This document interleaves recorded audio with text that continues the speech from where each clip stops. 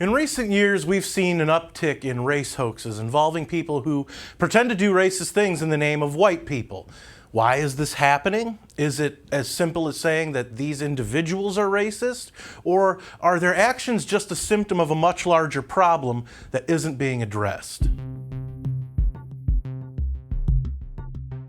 Hey everybody, I'm MRC-TV's Nick Kangadis, your resident man in black, and I'm back for another installment of Things That Need to Be Said. The show apparently so dangerous, the big tech oligarchs only allow about 8% of the audience to actually see it on average. And on that note, I just want to remind you to subscribe to our channel on Rumble, which seems the most open platform for things that need to be said. Now, on with the show. So, what's the problem? Well, in order to examine the problem, let's take a look at some of the symptoms of that problem, shall we? The Blaze did an excellent job recently of putting together some of the race hoaxes that have been pushed on us by the establishment media and politicians who only whisper the truth of what actually happened after shouting out the initial false reports.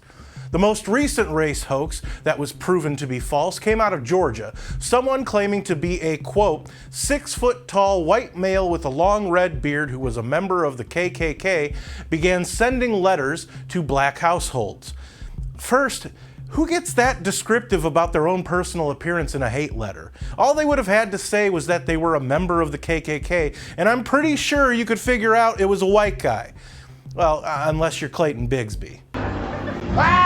Power! Anyway, the letters apparently used the N-word and talked about hanging people, according to WGCL-TV. So the local police began investigating by visiting homes in the neighborhood to check doorbell cameras and talk to the residents for any kind of information they could gather. The letters had been sent to people for months. Well, about a month ago, authorities, quote, found evidence linking the terroristic letters to the home of Teresha Lucas, a 30-year-old black female. The detectives gathered enough evidence to obtain a search warrant. During the search, detectives found other evidence that tied the suspect to the threatening notes, unquote. This wasn't an isolated incident. Here are some other race hoaxes that the Blaze pointed out. Former Emory University employee Roy Lee Gordon Jr. was arrested on charges of second-degree burglary after he vandalized the school's autism center with graffiti that displayed the N-word as well as a swastika. For those playing the home game, Gordon Jr. is black. A student at a Missouri high school was found to have written in graffiti both the N-word and, quote, unquote, hope all black people die in a bathroom on school grounds. That student was black as well. A white female student at a Minnesota high school was falsely accused of sending out racist messages on an Instagram account, which was sent to a group of black girls that included the phrase, and I have to censor it here, quote unquote, die N-word. So there's that. When the student and her father spoke to school administrators, it seems they might have known that she wasn't the culprit because they told her, quote, not to publicly say she didn't send the messages or draw more attention to the situation, unquote, according to Newsweek, who reported on interviews the student did with the Daily Wire and Fox News. According to police reports, it turns out that a black female who the school district only referred to as a quote-unquote young person created the Instagram account that the messages came from. But the black female young person denied that she actually wrote the racist messages while saying that she knew who did but wouldn't divulge their identity. There are way more, but at this point you get it. Now, in listing all of these instances, I'm not saying that black people are racist, although there are black people who are racist, just like there's white people who are racist, Hispanics who are racist, Asians that are racist, and so on. Basically, there's jerks in every segment of the population, but that doesn't mean we live in a racist society. Or does it? With as much as the establishment media and politicians push the racist narrative on pretty much a daily basis, I mean, they essentially beat us over the head with it at this point. Racist. Racist. Racist. Racist. Racist. Racist. They literally think, or they want us to think, that every problem we face as a society is rooted in either climate change or racism. Sometimes they lump both together to give the public even more guilt over their manufactured problems. Don't believe me? Well, Yale University thinks climate change and racism are linked. So does the New England Journal of Medicine. as does the Washington Post and the Sierra Club. Even Ben & Jerry's gives you 2 scoops of guilt by listing ways that, quote-unquote, climate change is a racial justice issue. They pretend to want to eradicate racism, but promote the concept every chance they get because Republicans took slavery away from them over 150 years ago. And while the left talks about wanting to end the filibuster, who was it that used it in order to combat the passing of the 1964 Civil Rights Act?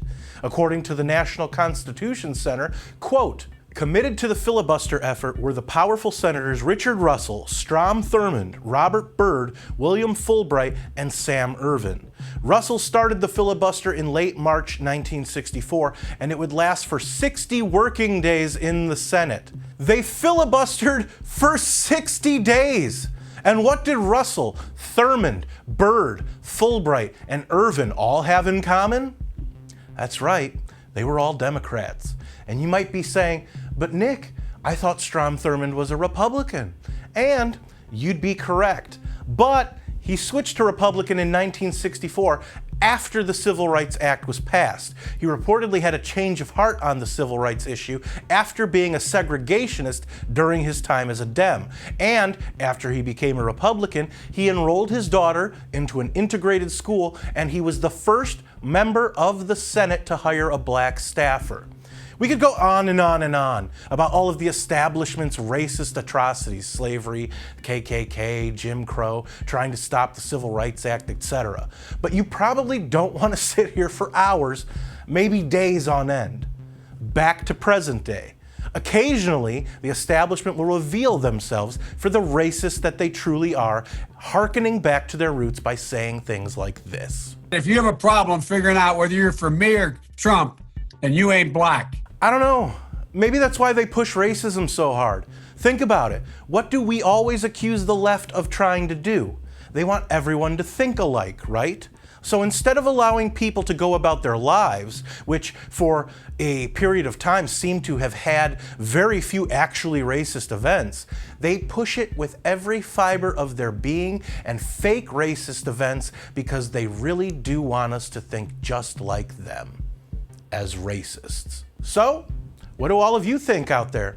Are the people acting in a racist fashion the problem, or merely the symptom of a much larger establishment problem? Were these things that needed to be said? Let me know in the comments, where I do read most and reply to some. And don't forget to subscribe to our channel on Rumble. If you like this video, don't forget to share, comment, and give it a thumbs up. Those are the best ways to help these videos reach more people, and it's the best way to let us know you want us to keep these videos coming. Subscribe to our channel and hit that notification bell so that YouTube might actually let you know when MRC-TV comes out with a new video if they haven't censored it or taken it down yet. Like us on Facebook and check out more of our work at MRCTV.org. For MRC-TV, I'm Nick Kangadis.